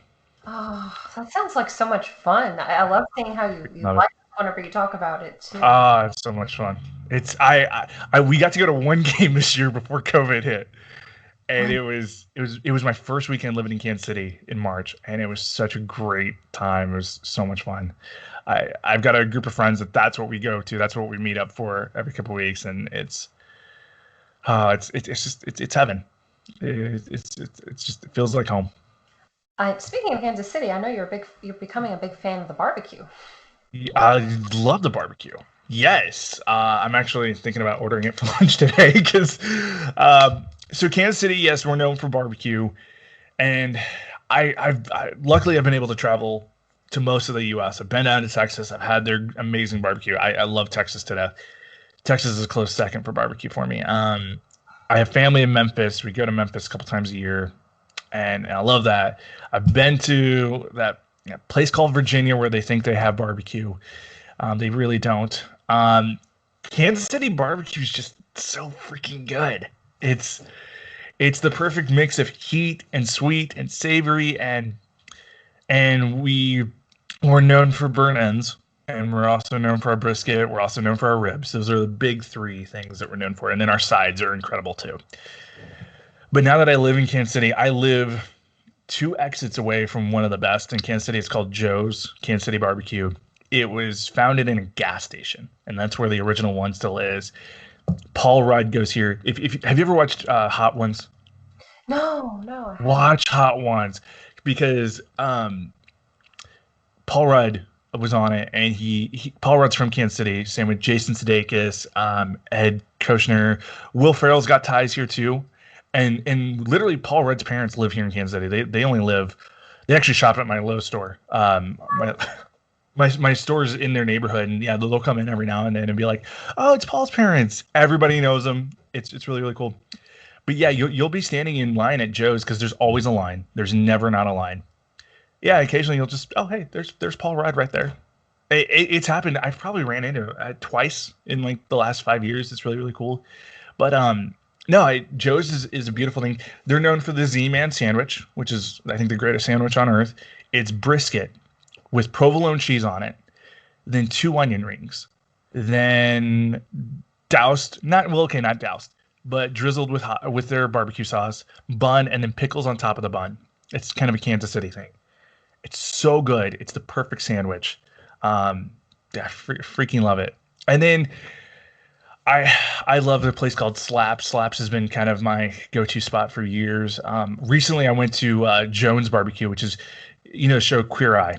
Yes, I love that show. Yeah, when they were in Kansas City for I think it was season 5, they went to Jones Barbecue. It's ran by two sisters who have just the biggest hearts in the world. You will never meet nicer people on the face of the planet. They have a barbecue vending machine outside of their spot, so you can get barbecue 24/7, 365. It's awesome. Yeah, I actually went and got it on my way to my brother's house for Christmas. I was like, hey, I'm really feeling like I need a pulled pork sandwich, because they keep it steamed, so like the food's not hot, but it's warm enough that you can eat it. Yeah, they have a barbecue vending machine that they fill with like a half rack of ribs, pulled pork sandwiches, their sauces, all that good stuff there. Yeah, there's so many. That show sounds like it saved their lives. It did. It totally did. It was so cool. And there's always a line there too. It's the smallest barbecue joint ever. The actual restaurant is maybe 15 feet wide by 10 feet deep. You can't actually go in, but they have like a patio, and everything's smoked that day, which is really, really cool. It's so good. But yeah, Kansas City barbecue is just it's perfect. It's the perfect food, and the sides are. There's nothing like a good mac and cheese. The place I love, Slabs, does this twice baked potato casserole that is just on a different level. It's so good, and like Joe's is known for the best seasoned fries in Kansas City. They're unbelievable. Yeah, that's my version of comfort food. And barbecue just is. Because I will take ribs over anything. Any day of the week. Give me a nice big old thing of ribs or burnt ends, and that's my comfort food. Now, do you like to make your own barbecue sauce, or is there a certain brand that you? I love Joe's. Specifically for sauce, I love Joe's. I love Slab's hot sauce, but they don't bottle it. So certain places that are a little bit more popular do bottle it. Jones and Joe's, they both bottle theirs. Same with Arthur Bryant's and Gates. Those are kind of the big heavy hitters. I do make my own. I think everybody in Kansas City has their own barbecue recipe, and it's a little bit different. Everybody adds just a little, but it's all molasses based. That's kind of what we're known for, is being molasses or ketchup based. I make good sauces either way out of those two. And then it's just, what kind of spice do you want it to have? Do you want it to have that kick? I think a traditional Kansas City sauce is actually sweet based. So you're going to have brown sugar in there. A little bit of just pure cane sugar is not uncommon either. I think that's how Joe's does theirs. A little bit of cayenne pepper just to get a little bit of warmth in there, but not be hot. Everybody's got their own tricks though. And everybody thinks they're the best. We have the Grand Royal, which is our big barbecue competition. It's out of Kansas Speedway every year. It gets in like 100,000 people over a 3-day weekend. And it is just a pure paradise for barbecue lovers. It's so good. You'll try 50 different barbecue spots and none of them will taste exactly the same. Everybody's got to have their own unique taste, and they're all amazing. So I'm getting hungry, and I didn't eat that long ago.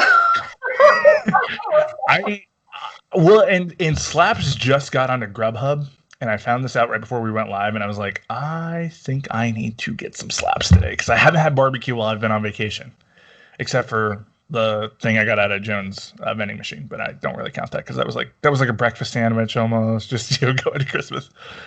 Yeah, I need some barbecue today. We call it pre-game. Yeah, pre-game. Yeah, pre-game for what did I make for Christmas? I made some mac and cheese thing. But I need a pregame. I need a little bit of substance, to get it through. But and Kansas City's known more though too. Like because we're such a diverse, like Kansas City's grown so much in like the last 5 years. It's such a diverse place. Obviously, we used to be a flyover city, which is all right. Whatever. People like St. Louis more than they like Kansas City. We get it. We're not jealous at all anymore. But now it has become like if you're in the Midwest, you got to stop in Kansas City. We've become such a diverse place that like we've got some incredible Chinese spot. Lulu's Thai noodles. Oh, that place is just unbelievably good. My favorite lately has been Observation Pizza. It's you have to reserve your pizza 3 or 4 days in advance, and it's time coded so that you can only get your pizza during this specific window. And they deliver it to your car. The actual kitchen's up in one of the skyscrapers in Kansas City. But it's so freaking good. It's some of the best pizza I've ever had. The Savoy is a fairly new restaurant. It's been around for about a year. They have an unbelievable tasting menu. It's a little bit of a fancier place, but it's so freaking good. All the different courses that you can do there. And then Kansas City has a huge culinary base of people actually just becoming, amateur chefs and doing food blogs and all this stuff. And so Broadway Butcher Shop has become kind of like my go-to stop. These guys, best butcher place I've ever been to. Like, they make their own homemade. Kansas City is also known for sausage, like in a weird way. Like, everybody has their own sausage recipe again too. Whether you do it with lamb, beef, whatever you do it with, it's so good. But Broadway Butcher Shop has been kind of a great place for me where they'll get some rare fish in and do all that cool stuff. And yeah, Kansas City is such a diverse place, and that barbecue is kind of the heart of it. But we also have amazing. We literally just have everything. I mean, we have something for. Kansas City literally has something for everybody. So. I have a friend I met online who lives there, and she was actually supposed to come down to New Orleans for the Chiefs Saints game. Nice, yeah. But of course, that didn't happen with everything going on. But the more you talk about it, I'm gonna have to message her and say, New Orleans is awesome, but I think I'm gonna have to go to Kansas City. Everybody does, and it's just like the people are so nice. Like I keep debating if I'm moving next year for some different stuff. But the more time I spend in Kansas City, the more invested I become. It's like, God, I love this place. It really is home. It is such a great place to live and to, it's at some point raise kids in my life and to have a family. I mean, you just can't find a better place in Kansas City. There's something for everybody. That is awesome. Yep. Now, we've talked about food, and that kind of ties into the next topic about you love to cook, and you've mentioned to me that you have an idea for a new show. Is that something you would like to discuss? Yeah. So I'm working on a concept. I brought back my food blog. I'm working on bringing it back. Food Quest KC. It was a show me and my friend Ben did for a little while where each quest, we're on the quest to find the best pizza slice in Kansas City, or we're on the quest to find the best tacos. And we kind of take the BuzzFeed approach where we go to 3 different places. And that's just the starter episode. So I'm bringing Food Quest KC back. That is an Instagram kind of blog style. It's getting its own website this time. But really, kind of my goal there was to highlight the eat local aspect, because with COVID, so many restaurants have gone out of business because they're not getting the full capacity that they were used to beforehand of having all these great of crowds just going to whatever's hot in Kansas City that week. I've got a friend, Gunnar. He's a chef in Kansas City. They started a pop-up food truck, and it's gone amazingly well with COVID. They've had to kind of readapt, and so I really wanted to be able to highlight specifically Kansas City restaurants that need some more attention, that aren't getting on like the normal Kansas City influencers list and everything. And I found a great group of people that we can do this with, and it's going to be so cool. But then on the Bostro side, to expand our entertainment side a little bit more, I have thought about doing cooking for gamers. 10 episodes is what I've listed it out for right now. I'm working on honing in the recipes a little bit, but it's depending on how you look at it, it's either stoner food, which yes, that's where a lot of the inspiration came from, or it's food that gamers. I try to take one main ingredient that gamers love. So like my episode list right now is is like Doritos fried chicken's on the list. Where is all my stuff here? I will find this. Doritos fried chicken's on the list. Cosmic brownie ribs, which Corey's still making fun of me for this, but I think it's one of the best ideas I've ever had, and they tasted amazing. I trust you. I trust you. I don't even want to hear it from him. I've told him, don't knock it till you try it, dude, because it's it was such. Oh, there's my list. Okay, so yeah, Doritos fried chicken, Mountain Dew sherbet ice cream, where you take a Baja Blast, you take regular Mountain Dew, and then you take Code Red, and you make ice cream out of it. It's really good. I've tried the regular Mountain Dew ice cream out of it, and it turned out really really cool. Cosmic brownie ribs, Captain Crunch muffins. I made these last week. I haven't posted any photos of it yet. Really good, super easy too. Then every fifth episode, I would do something called the savory side, where I actually showed how to make like a traditional home cooked kind of home style meal. One of them is my 8 hour chicken roast, which is different because you use so the basis for like that is actually using the sauce made out of soy sauce, honey, and ketchup, and that's what your marinade's going to be. And it turns out so good, so smoky, looks great. Baby Yoda pancakes, blueberry pancakes, a Cheeto quiche, where you make a traditional breakfast quiche, but then you also insert Cheetos as the cheese element into it. Turns out really really cool. You crush them up? Super. Yeah, you crush them up. You basically make a dusting out of them. When the Cheetos get hot enough, they actually pop and they explode the Cheeto flavor in there. And so as long as you have it mixed in, you have to bake it like 400 for about 20 minutes is what I found.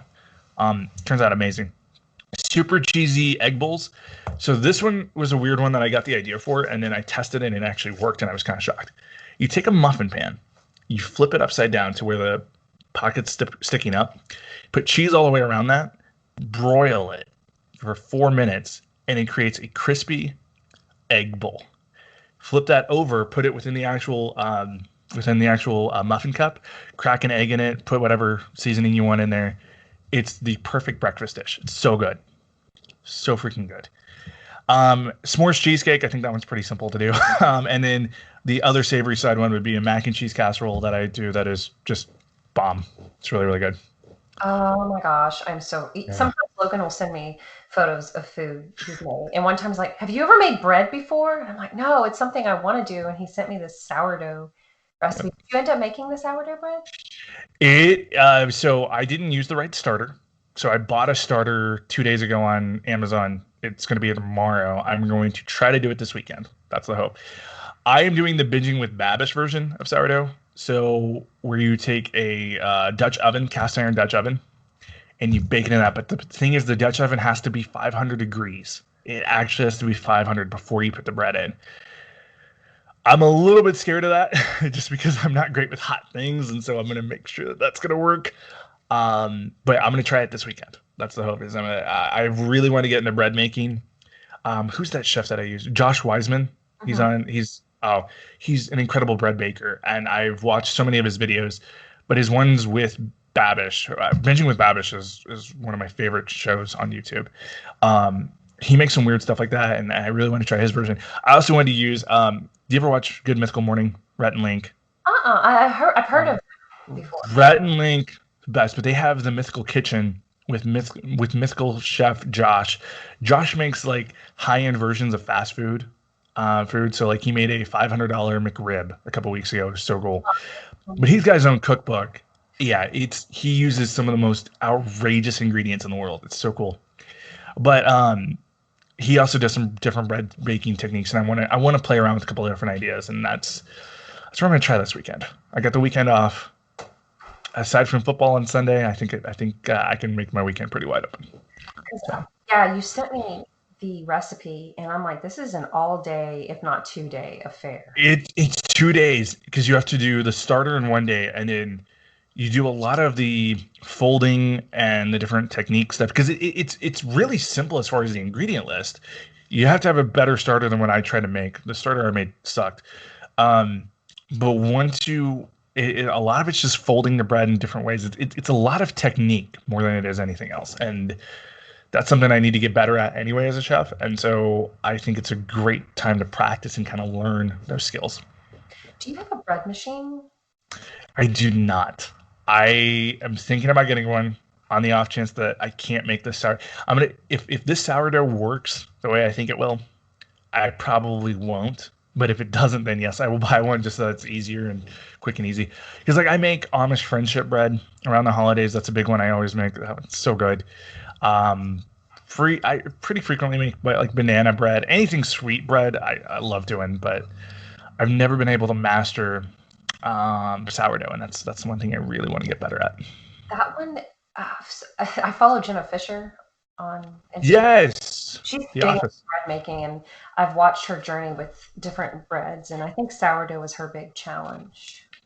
Yeah, it's that perfect combination of technique, but then the finished product. It's getting the air pockets. That's so hard, and that's where the technique comes from. Is you have to have a bread that can open up and be airy and light enough, but then still get that rustic texture on top. That's the trick. So I ask about the bread machine because we have this cookbook. It's a healthy cooking, and it's by Dick Logue. It's called 500 low cholesterol or cholesterol free foods or whatever, and they're very delicious. They're tasty, but he has a whole section, a whole chapter devoted to bread baking. And so I'm like, oh, I want to bake some bread, but I think almost all of them call for a bread machine. So I was wondering if you had ever used one and if it's worth it. I haven't used them, but my mom I think used to have one, and she used to use it all the time. She would for a while we weren't getting store bought white bread. My mom would just make a loaf about once a week, and it was great. We loved it. I want to get to that stage because, like, as COVID's kind of gone on, it's kind of taught me that I'm trying not to go to the store as often if I can, and so being able to make stuff at home and do that. Like I typically have muffins made once or twice a week around a morning for breakfast, and then there's at least snacks and stuff throughout the day. That way we don't always have to go out to the store. I try to go to the store maybe once a week, if even that anymore. Yeah, it's brought out my creative side. Not as creative as yours, but I like having more now that I work at home. I like having that extra time to cook because Yep. I try to do a slow cooker meal at least once a week. Yep. That's it. Slow cook your stuff so good. Do you have a favorite recipe? Probably my 8 hour chicken roast. That is just so good. So good out of the crock pot. So good. Oh my gosh. Well, Yeah. Logan, I don't want to keep you from your barbecue, but I looked at it's It's, like it's the lunchtime. I didn't realize we've been going an hour and 45. Dang. Time flies. Um, You're having fun. yeah. Heck yeah. Logan was my secret Santa, you guys, too, and he got me an eShop gift card. So thank you, Logan. It's Hey, no problem. No put problem. to use. Shout out to Dan for getting me the what was it? It was like the tiki bears thingy. That was really cool. That was It really good. was so I loved how we only had 3 people in Secret Santa. It's like, and it was like, well, okay, I know I got Celeste, and then that means Celeste has Dan. Dan's got me. It was kind of funny. I don't know if Dan told you, but I got him from his wish list. It's Trivial Pursuit, but for millennials. Oh, nice. Yeah. So are you in our same generation? Are you considered? Yeah. I mean, I'm 26, so I'm Okay. technically a millennial. I'm technically a millennial. Yeah, you're on the tail end. Thank God I'm not Gen Z.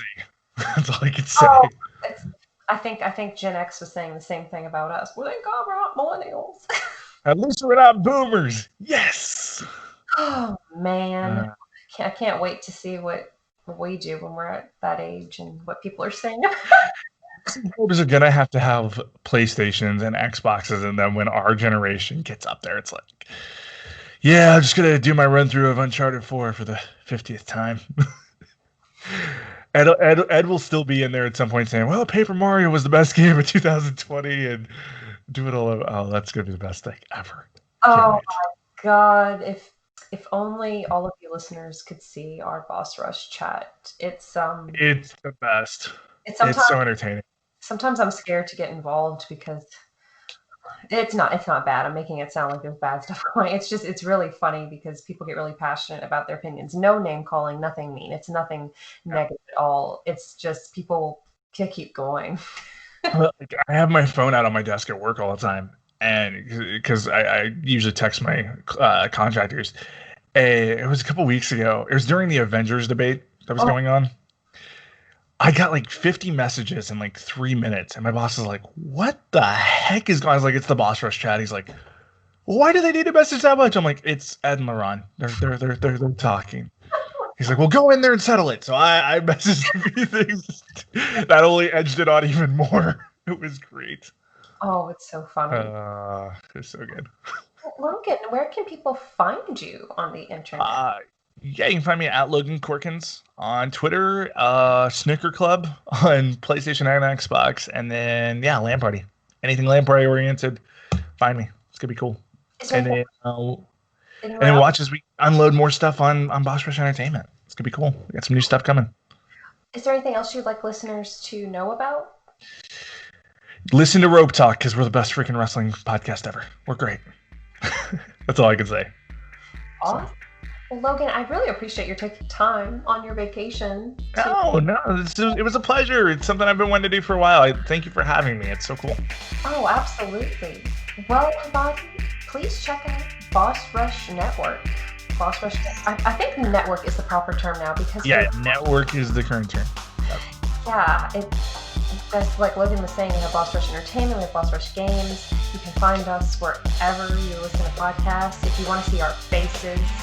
Well, by now, I'm assuming if you're on YouTube, you've seen our faces. But we are on YouTube if you want to see the live recorded.